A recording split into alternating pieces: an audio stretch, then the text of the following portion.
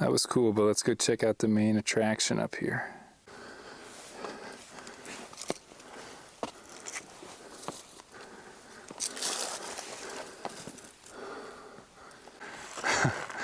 All right, we did it, guys. We're up top here. Oh, wow. Oh, check this out. Guys, look at this. This is what I just saw as I was coming up. You see all these indents in the rock. These are what's called Moki steps. They're basically steps carved into the sandstone by the ancient ones. They would use them to either get up on something that would otherwise be hard to. That's what it looks like here. It looks like they lead up top. Let's go. I'm curious how far out I can walk them. So I'm not sure how clear you guys can see these, but I'm literally walking in the footsteps of the ancient ones. It's always so cool when you get to do that. It's a little hard to film this and walk since this is a rather steep area over there. But I'm curious where these lead to. It looks like they were probably using them to get up on top. This is kind of a steeper section here, and they were probably using them to get up top there, maybe for hunting. Maybe there was a source of water up there. It's hard to say, but it was definitely a shortcut for them. Okay, so I'm coming up on the first dwelling over here. Oh wow, look, there's more Moki steps. You know, that's really not hard to get up in, but wow, this is neat.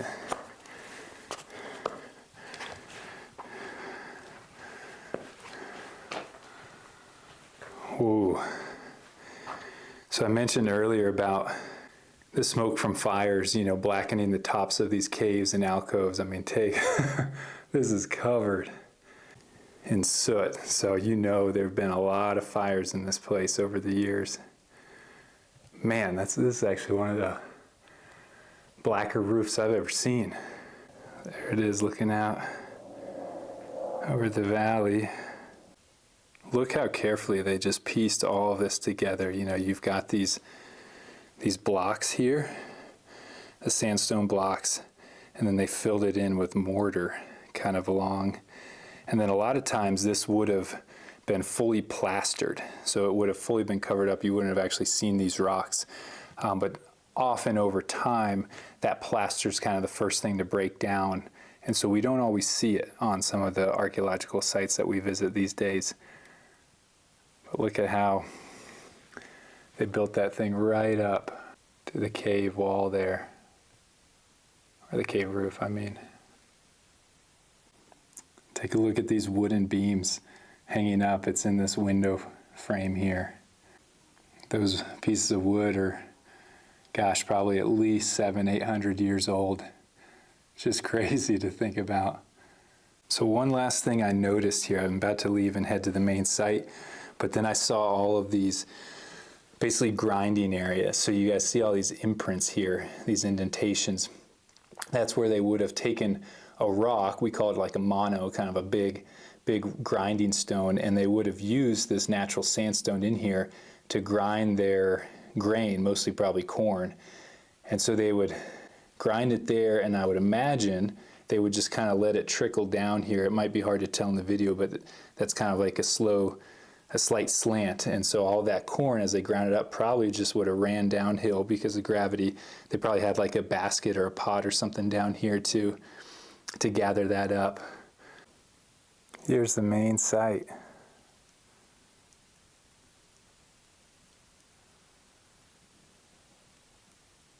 The first thing you see when you walk into this ruin is what I believe is a kiva. Kiva at this time probably was like a ceremonial structure, a kind of subterranean, like partially underground structure that they would have used for ceremonial purposes, like religious ceremonies and things.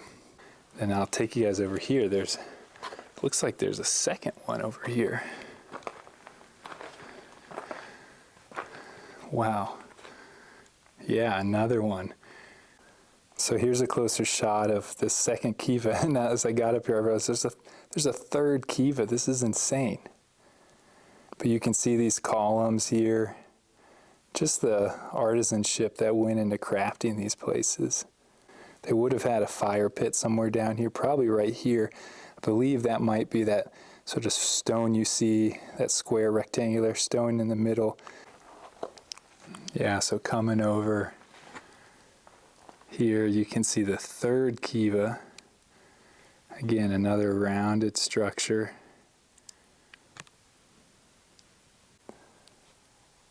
Back behind here, perhaps some of the room blocks, meaning the places where the people actually lived.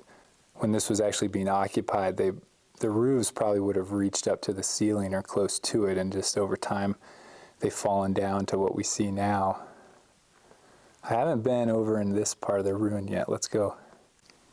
So this is the last section of the ruin, kind of the more northern side of it.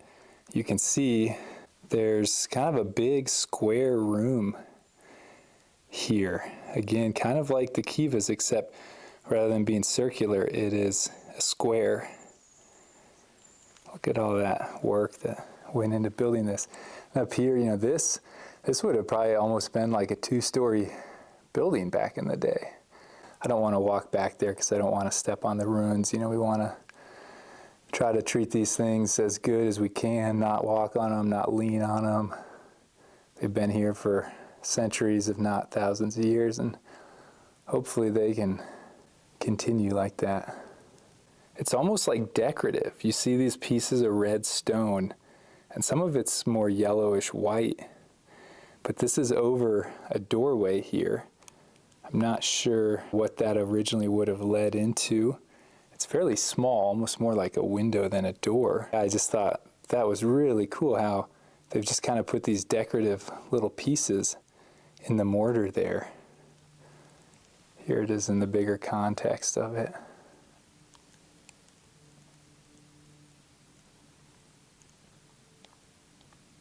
I don't want to touch it, but you can see where up in this mortar you can see fingerprints up there.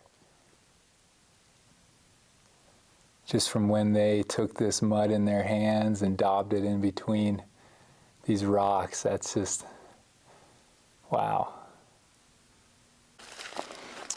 So I'm heading back out. I dropped back down, but man, that really impressed me. I was not expecting that. I knew that there were some ruins in this area, but I didn't expect anything of that like size or complexity. I mean, there were at least 3 kivas. There were multiple housing structures.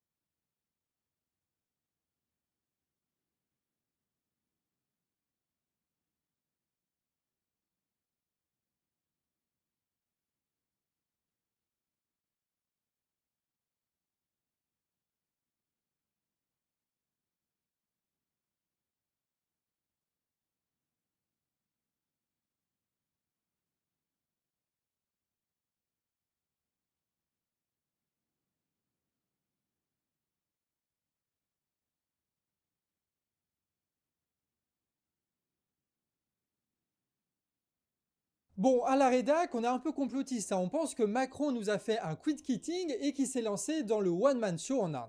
Je crois que madame se sent pas bien. Oui, mais c'est mieux vaut prévenir. Je suis un grand habitué, t'inquiétez pas. S'il y a d'autres volontaires, le mieux c'est de le dire dès qu'on se sent pas bien, parce que sinon on tombe. On voit pas d'autre explication du fait qu'il fasse des blagues là-bas sans réagir à la situation qui se passe en France. Donc si Macron devient comédien, peut-être qu'il est plus président et qu'on a gagné en fait. Bonjour tout le monde, nous sommes le lundi 29 janvier et c'est reparti pour une semaine d'actu. Et forcément, on va beaucoup parler de la bataille d'Isengard du siège de Paris. Donc pour ne rien louper de ce qui va se passer cette semaine, pense à t'abonner à la chaîne. On va faire le tour de ce qui s'est passé ce week-end déjà, et samedi, c'est pas passé grand-chose devant les préfectures, mais le mouvement agricole ne s'est pas arrêté pour autant. Déjà, les agriculteurs ont continué à contrôler les camions, comme dans cette vidéo à la frontière espagnole. Tandis qu'à Vendargues, dans l'Hérault, la plateforme logistique Système U est bloquée depuis hier. En visant la logistique, on peut vraiment faire mal, les gilets jaunes nous l'avaient prouvé. Dans le nord de la France, cette fois, les agriculteurs belges ont rejoint les Français dans la lutte. Le mouvement s'étend maintenant à toute la Belgique et la frontière pourrait être bloquée grâce à la solidarité franco-belge. L'action la plus importante de la semaine sera bien sûr le blocage de Paris. Pour faire face, Gérald Darmanin, ministre de l'Intérieur, a déployé plus de 15 000 policiers et gendarmes.